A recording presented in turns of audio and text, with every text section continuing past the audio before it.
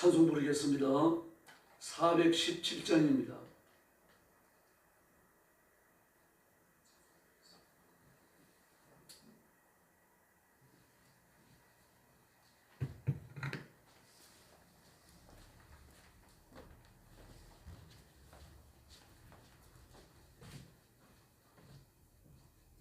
찬송가 417장 부르겠습니다.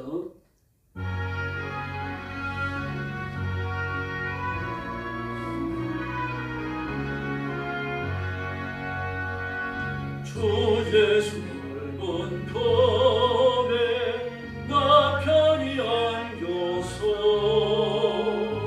거거신 사랑 안에 나 편히 쉬겠네. 영원의 도를 지나며 저푸른 바다 건너 천사의 내 귀에 들리네. 주 예수를 본 밤에 나 편히 안겨서 거거신 사랑 안에 나 편히 쉬겠네. 주 예수를 본 밤에 나 편히 세상 악한 세력 날 잊지 못하네. 슬픔과 헌신 걱정 이후에 없어지니 시험이 닥쳐와도 나 염려 없겠네. 주 예수를 본 밤에 나 편히 안겨서 거거신 사랑 안에 나 편히 쉬겠네. 주 예수 죄인 위에 십자가 졌으니 이 만세 만성 위에 서겠네. 밤 지나가기까지나 참고 기다리며 새 아침도 다가올 때 주 만나 뵙겠네. 주 예수를 본 밤에 나 편히 안겨서 거거신 사랑 안에 나 편히 쉬겠네. 할렐루야. 419장 부르겠습니다. 419장입니다.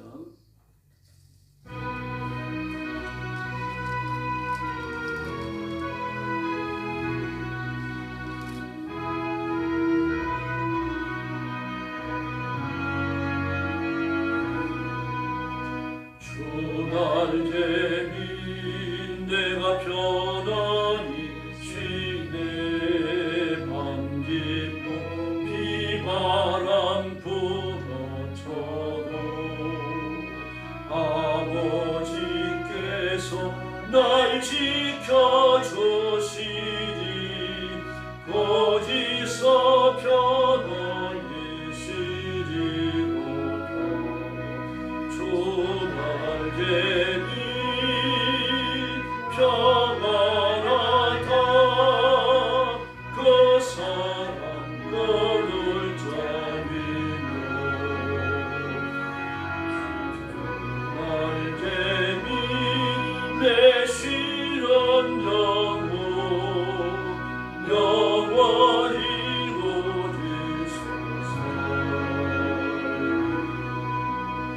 주날 재민 나의 피난처 벨리 거기서 쉬기를 원하노라. 세상이 나를 위로치 못하나 거기서 평화를 누리리라. 주 날개미 평안하다. 그 사랑 그늘 잡히고 주 날개미 내쉬는 영혼 영원히 우리 주 날개미 참된 기쁨이 있네. 고달픈 세상 길 가는 동안 나 어디 숨어 돌보심을 받고 영원한 안식을 얻으리라.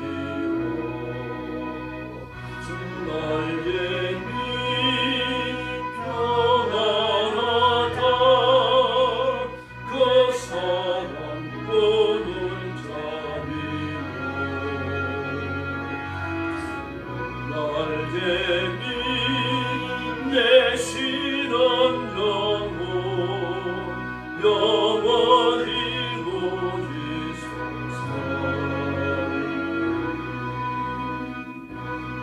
할렐루야. 신앙 고백하겠습니다. 나는 전능하신 아버지 하나님 천지의 창조주를 믿습니다. 나는 그의 유일하신 아들 우리 주 예수 그리스도를 믿습니다. 그는 성령으로 잉태되어 동정녀 마리아에게서 나시고 본디오 빌라도에게 고난을 받아 십자가에 못 박혀 죽으시고 장사된 지 사흘 만에 죽은 자 가운데서 다시 살아나셨으며 하늘에 오르시어 전능하신 아버지 하나님 우편에 앉아 계시다가 거기로부터 살아있는 자와 죽은 자를 심판하러 오십니다. 나는 성령을 믿으며 거룩한 공교회와 성도의 교제와 죄를 용서받는 것과 몸의 부활과 영생을 믿습니다. 아멘. 자비로우신 아버지 감사합니다. 저희를 죽음과 저주와 심판에서 불러 의롭고 성결하며 구별되어 하나님의 영생하는 생명을 얻어 하나님의 자녀, 하나님의 사람이 되었으니 감사합니다. 오늘 아침도 구원의 하나님, 창조의 하나님, 심판의 하나님 앞에 영광과 경배를 올리며 찬양을 바칩니다. 저와 성도들을 성결한 제물을 받으심처럼 받으셔서 하나님의 품에 안으시고 복내려 주시옵소서. 성령의 권능을 베풀어 주시고 믿음으로 살며 믿음으로 복을 받고 믿음으로 승리케 하여 주시옵소서. 오늘도 땅끝까지 이르러 복음 전하는 선교사님들과 주의 종들과 성도들을 기억하시고 선교의 현장마다 주의 성령께서 능력을 베푸시며 권능을 베푸시며 하늘문을 여시고 기적을 베풀어 주시옵소서. 오늘 아침도 저희들이 말씀을 나누며 하나님의 음성에 귀를 기울입니다. 하늘문을 여시고 복내려 주시기를 원하옵고 예수님의 이름으로 간절히 기도 올리옵나이다. 아멘. 하나님 말씀 공부하겠습니다. 출애굽기 27장입니다.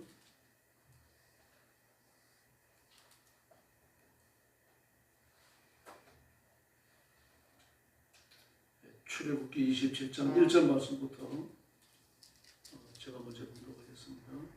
너는 조각목으로 길이가 5규빗, 너비가 5규빗의 제단을 만들 때 내는 반듯하게 하며 높이는 3규빗으로 하고 그 네 모퉁이 위에 뿔을 만들되 그 뿔이 그것에 이어지게 하고 그 제단을 노소로 싸고 재를 담는 통과 부삽과 대야와 고기 가리고리와 불 옮기는 그릇을 만들되 제단의 그릇을 다 노소로 만들지며 제단을 위하여 노소로 그물을 만들고 그 위 네 모퉁이에 노꼬리 넷을 만들고 그물은 제단 주위 가장자리 아래 곧 제단 절반에 오르게 할지며 또 그 제단을 위하여 채를 만들되 조각목으로 만들고 노소로 짤지며 제단 양쪽 고리에 그 채를 끼어 제단을 매게 할지며 제단은 널판으로 소지 비게 만들되 산에서 내게 보인 대로 그들이 만들게 하라.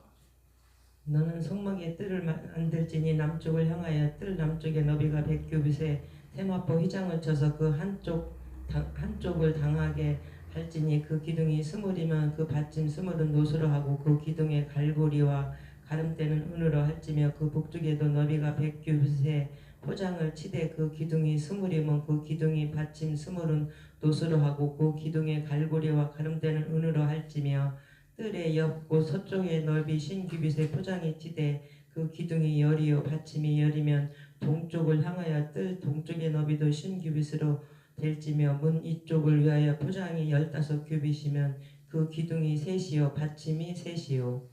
문 저쪽을 위하여도 포장이 15규빗이며 그 기둥이 셋이요 받침이 셋이며 뜰 문을 위하여는 청색 자색 홍색 실과 가늘게 꼰 배실로 수놓아 짠 20규빗의 휘장이 있게 할지니 그 기둥이 넷이요 받침이 넷이며 뜰 주위의 모든 기둥의 가름대와 갈고리는 은이요 그 받침은 노시며 뜰의 길이는 100규빗이요 너비는 50규빗이요 세마포 휘장의 높이는 5규빗이요 그 받침은 노시며 성막에서 쓰는 모든 기구와 그 말뚝과 뜰의 포장 말뚝을 다 노수로 할지니라. 너는 또 이스라엘 자손에게 명령하여 감나무로 짠 순수한 기름을 등불을 위하여 4개로 가져오게 하고 끊이지 않게 등불을 켜되 마지막 절 같이 봅니다. 아론과 그의 아들들로 회막안 정거죄 휘장 앞에서 저녁부터 아침까지 항상 여호와 앞에 그 등불을 보살피게 하라. 이는 이스라엘 자손이 대대로 지킬 규례니라. 아멘. 이정순 집사님께서 지난 저녁에 세상 떠나셨습니다. 하나님 나라 가셨습니다. 그래서 오전 9시에 임종예배 드리기로 했는데 교회에서 8시 반에 40분에 출발합니다.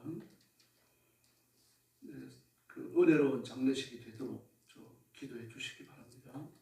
출애굽기 27장은 번제단 제작 그리고 성막 뜰 제작, 뜰을 만드니까 울타리도 생기는 거죠.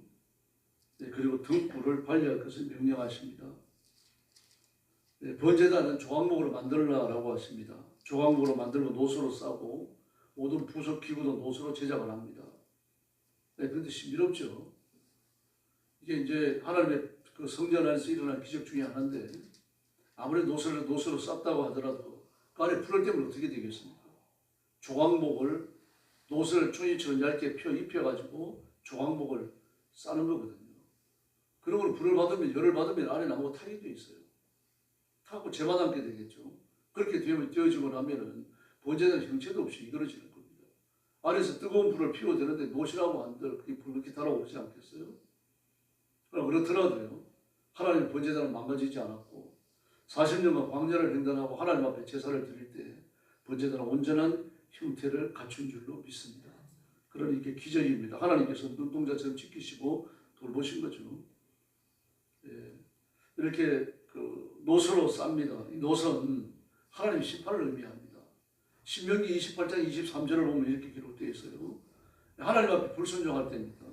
하나님 앞에 순종할 때 복을 받지만 하나님 앞에 불순종하면 하나님 벌을 내리시는데 너 머리 위에 하늘은 노시 되고 땅은 철이 되며 하늘은 노시 되고 땅은 철이 됩니다. 그 결과가 어떻게 됩니까? 하늘은 비 대신 티끌과 모래를 내리시어 이렇게 말합니다. 그 결국 마침내 너를 멸하시리라 말씀하십니다. 하나님 앞에 불순종하고 말씀을 따라 살지 아니하면 하늘은 노시 되는데 비 대신에 티끌과 모래가 내리고 그리고 결국 너희가 저주를 받아 땅에서 끊어지고 망한다라고 말씀하십니다. 노선 무서운 심판입니다. 계시록에 나타나는 예수님의 모습도요. 발이 빛난 주석과 같다고 말했죠. 물론 노선 아닙니다. 빛난 주석. 역시 심판의 발을 깊이 묘사했습니다. 노선으로 조각목으로 번제단을 만들고 노선을 싸고 그 안에서 불을 피웁니다. 이렇게 사람의 저주와 심판이 임하는 거죠. 이 사람의 죄가 그냥 사해지는 게 아닙니다. 뿐만 아니라 모든 기구들을 노서로 만들어야 합니다. 뿔도 노서를 입혀야 하고요. 재를 담는 통과 부삭과 대야와 고지 갈고리와 불을 옮기는 그릇도 노서로 만들어야 합니다. 제단에 쓸 그물 망도 역시 노서로 만듭니다. 그물 망은 번제단 중간 정도의 높이에 오게 하고 거기에 고기를 올립니다. 그리고 밑에서 불을 피우는 거죠. 그게 화재가 되어져 갖고 거기가 불사르게 되어집니다. 그 크기를 보면은 사방이 5규빗입니다. 높이가 세 규빗입니다. 세 규빗. 근데 사방이 5규빗이니까 45cm로 한다면은 2.25m가 되겠죠. 2.25m가 아니라 45cm로 한다고 하면 5규빗이니까요. 그렇죠. 2.25m가 되겠죠. 높이는 한 규빗 반이니까요. 약 한 3규빗 반이니까 약 한 1.3m 정도 됩니다. 1.35m, 4m요. 50cm로 하면 조금 더 높아지는 거죠. 그럼 대략 이 가슴 정도가 오는 거예요. 그럼 가슴 정도 오면은 번제단 절반 정도의 그물망을 치고 거기에다 대고 고기를 쌓아야 되니까 사람이 서서 할 수 있는 게 아니죠. 그걸 계단을 통해서 올라가야만 합니다. 그러나 그 당시에 유대인들은 전 세계인이 마찬가지입니다만 현대인들처럼 키가 크지 않았습니다. 그 계단을 사용했습니다. 솔로몬의 번제단은 더 컸습니다. 더 높았고요. 그렇게 해서 하나님 앞에 제사를 드렸습니다. 뿐만 아닙니다. 그 5절 말씀에 보니까요. 노수로 만든 그물망이죠. 석쇠를 노수로 만들고 그 석쇠 네 모퉁이에 노수의 고리에 넷을 달아가지고 이렇게 다루라고 말하고 있습니다. 그 다음에 6절에 보니까 제단을 옮기는 썰, 채도 나무로 만듭니다. 나무로 만들고 그건 역시 노수로 써야 합니다.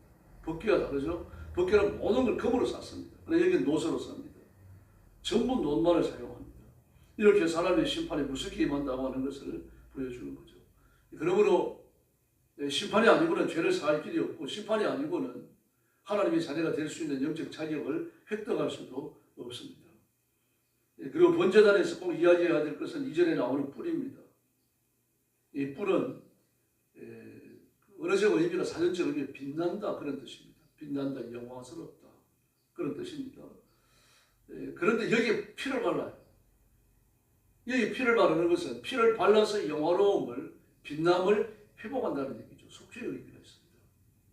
향단도 뿔이 있죠. 그러므로 성전에는 2개의 제단이 있는 겁니다. 성전 바깥에는 짐승을 불태우는 번제단이 있고 성전 안쪽에는 향을 부사하는 향단이 있습니다. 향단도 역시 뿔입니다. 향단도 죄를 사하는 겁니다. 그 다음에 진설병 상에 진설하는 진설병도 뿔이 있습니다. 뿔을 세우고 절반을 꺾어가지고 그 위에 다른 진설병을 올릴 수 있도록 만듭니다. 역시 그게 피를 바르지 않습니다만 뿔을 가진 모든 것은 죄를 속하는 속죄의 의미를 갖습니다. 번제단은 말할 것도 없습니다. 이렇게 해서 하나님의 심판이 무섭게 나타납니다. 희생제사를 끌고 오는 사람은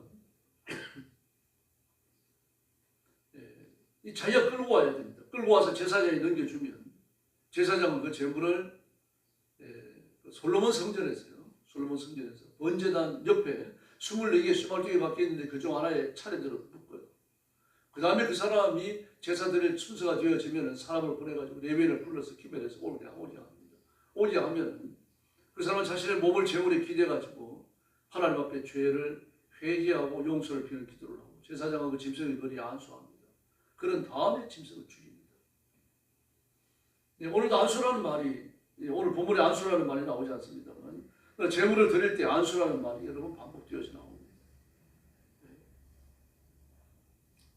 우리가 우리의 죄를 짐승이 짊어지고 그리고 내가 짐승과 함께 죽음으로 우리 앞에 의로운 길이 열리는 겁니다. 이걸 기억하셔야 됩니다. 짐승과 함께 죽는 겁니다. 죄만을 증거하고 짐승이 가가지고 나와 상관없이 죽는 거 아니에요. 내 죄를 짊어지는데 그냥 내 죄를 짊어지는 의미의 증거가 아니라 내가 함께 죽는다는 교훈을 받으셔야 합니다. 묵상해야 되는데 이걸 놓치면 안 됩니다. 그래서 로마서 6장을 보면 뭐라고 말합니까? 예수님이 십자가에 죽으실 때 우리가 같이 죽었다고 말합니다. 같이 죽었다. 그 예수님을 6월절 어린 양이라고 불렀잖아요. 하나님께 바쳐지는 화목제 양입니다. 또 속죄제 양입니다. 그 예수님이 죽으실 때 같이 죽은 것처럼 구약의 성도들은 마찬가지입니다. 제물이 죽을 때 같이 죽습니다.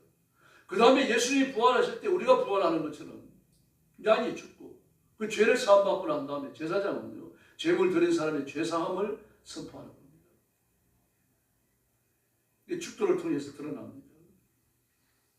이렇게 해서 죄가 사해지는 겁니다. 레위기 1장 5절을 보면요 그런 여호와 앞에서 그 수송아지를 잡을 것이요 아론의 자손 제사장들은 그 피를 가져다가 회막 문 앞 단 4면에 뿌리라 이렇게 말합니다. 이렇게 함으로 죄를 사하는 거죠. 이거 누구나 그렇게 해야 됩니다. 왕이든지 제사장이든지 고관이든지 뭐 어떤 부자든지 간에 예외가 있을 수 없습니다. 이 방법 외에는 죄를 사할 길이 없는 거죠. 반드시 하나님의 심판을 거쳐야 합니다. 두루두루 화염금, 금 같은 화염을 지나가야 생명나무에 이르는 것과 똑같은 이치입니다. 그래서 레위기 16장 16절을 보면요.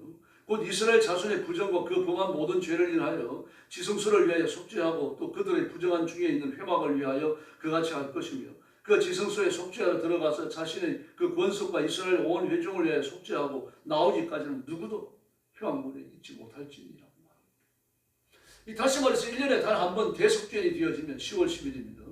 그 대속죄일이 되어지면 제사장은 그 자신의 죄를 먼저 하나님 앞에 사하고 다음에 왕들의 죄를 사하고 그리고 또 신하들의 죄를 사하고 정치의 권력자들의 죄를 사하고 온 백성들의 죄를 사하는 피를 가지고 하나님 앞에 들어가는 겁니다. 하나님 앞에 들어가서 그 범한 모든 죄를 인하여 지성소를 위하여 속죄하고 회막을 위하여 속죄하고 이 모든 속죄의식이 끝날 때까지 백성들은 회막에 못 온다고 말합니다.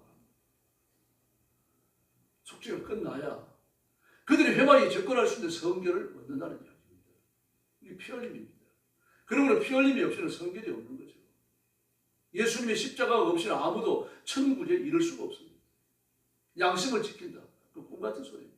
그런 사람은 세상에 존재하지 않는 한 절망을 선포하는 말이에요. 말량한 인간의 노력과 능력을 가지고 율법을 지키고 양심을 지켜야 천국에 간다. 그건 여러분 꿈에서 일어날 수 없는 일입니다. 만약에 그럴 가능성이 있다고 하면 예수님은 안 오셔도 되는 거예요. 그저 자신이 스스로 노력하고 애쓰고 도덕률을 완성하고 윤리를 따라 살고 양심을 잘 지켜가지고 천국 가면 되는 거죠. 그러나 구원의 길은 예수님 뿐이신 줄로 믿습니다. 그래서 하나님의 진노로 범죄한 사람은 누구든지 죽어야 합니다. 자기가 끌고 온 짐승에 자기 몸을 기대서 짐승과 같이 죽고 그리고 죄를 사함받는 겁니다. 그래서 번제단의 희생은 예수님이 이 땅에 오셔서 우리 죄를 위해서 대속의 피를 흘려주실 것을 미리 보여주는 중요한 교훈입니다. 히브리서 7장은 이렇게 말합니다. 저 대제사장들이 먼저 자기 죄를 위하고 다음에 백성의 죄를 위하여 날마다 제사 드리는 것까지 할 필요가 없으니라고 말합니다. 다시 말해서 구약의 수많은 죄들을 수많은 사람의 수많은 죄를 사하기 위해서 수많은 짐승이 죽었습니다. 다시 말해서 오늘 내가 하나님 앞에 죄 용서를 받기 위하여 속죄제, 속건제를 드리고 번제를 드리고 화목제를 드렸다고 하더라도 다음에 죄를 지으면 짐승을 또 끌고 와야 됩니다. 대속죄일이 되어져 갖고 내가 기억하지 못했던 죄까지 다 용서받았다고 하더라도 이들의 대속죄일을 또 지켜야 됩니다. 수없이 짐승이 죽는 거죠. 그런데 예수님은 단 한 번에 죽으심으로 모든 사람의 모든 죄를 단번에 사하신 줄을 믿습니다. 그래서 히브리서 7장 21절에서요. 그와 같이 할 필요가 없으니 이는 저가 단번에 자기를 드려 이루셨음이니라. 할렐루야. 이렇게 말합니다. 그러므로 예수님의 이름이 아니면 하나님 앞에 나갈 방법이 없는 거죠. 이 번제단을 만들고 그 다음에 성막들을 만듭니다. 이 성막들을 보면요. 남북이 100규빗입니다. 남쪽이 100규빗, 9절에 나오죠. 또 북쪽도 100규빗이고요. 동서는요 50규빗입니다. 100규빗이니까 뭐 45cm로 한다고 하면 45m가 되는 거죠. 50cm로 한다면 50m가 되는 거고, 그리고 그 절반이 남서가 되는 겁니다. 길이가 45m, 넓이가 22.5m가 되는 거죠. 그 속에 뭐가 들었습니까? 성소와 지성소 번제단이 다 들어있는 겁니다. 그리고 그걸 둘러치는 거예요. 그 널판을 가지고 울타리를 만들고 울타리는요 은과 노소로 고정을 해 놓습니다. 그리고 이 성막들을 그렇게 만든 다음에 높이가 2.3m죠. 사람이 그 성막 안을 들여다볼 수 없게 되어 있는 겁니다. 뭐 2m가 넘는다. 뭐 골리앗이 아니면 불가능한 거죠. 골리앗이라고 하더라도요. 꽃발을 쓴다든지 뭘 놓지 않고 들여다볼 수가 없습니다. 성막 안쪽은 누구도 밖에서 안을 들여다볼 수 없도록 그 높이로 만듭니다. 그런 다음에 그 안에서 하나님의 임재와 하나님의 죄 용서하시는 모든 의식적 예배들이 집행이 되어집니다. 그리고 나서 20절 이하에서는 등불을 관리하라 그렇게 말씀하십니다. 근데 등불에 사용하는 기름은요 20절 말씀해 보니까 올리브를 찌어낸 순수한 기름입니다. 다른 걸 써서 안 됩니다. 올리브를 찌어내는 순수한 기름인데 올리브도 최상급의 올리브만을 써야 돼요. 그 찌어서 짜낸 기름입니다. 정지한 게 아니죠. 짜내야 됩니다. 압착해야 됩니다. 맷돌에 빻아가지고 그걸 눌러서 압착을 시켜야 됩니다. 그리고 나오는 기름을 사용하는 거죠. 필터를 이용해가지고 걸러내서 안 됩니다. 근데 이게 순수해야 됩니다. 뭐가 섞여 있어서 안 된다는 얘기죠. 자꾸 섞이면 안 됩니다. 순수하니까 갈라낼 것도 없고 더할 것도 없는 거죠. 바로 예수님의 순결성과 맞닿아 있는 것을 볼 수가 있습니다. 이런 기름을 써야만 또 끓음이 안 생긴다고 해요. 그 성전 안에 두는 거 아닙니까? 성전 안에 두니까 끓음을 나지 않도록 해야지 끓음이 생긴다고 하면 그것도 관리가 불잡았을 겁니다. 그러므로 순결하라라고 하는 이야기는요. 예수님의 순결만 보여줄 뿐 아니라 일정의 정결 관리까지를 보여주는 그런 교훈을 갖고 있습니다. 그럼 이거 언제 켜둡니까? 21절에 보니까요. 휘장 밖에 켜두라고 그랬죠. 휘장은 그 지성소에 들어가는 그 휘장을 말합니다. 휘장 밖에 켜두어서 저녁부터 아침까지 꺼지지 않도록 하라. 밤에만 켜는 겁니다. 해 질 때 시작해가지고 해 뜰 때까지. 그 해 뜰 때 꺼가지고 해질 때 또 켜는 겁니다.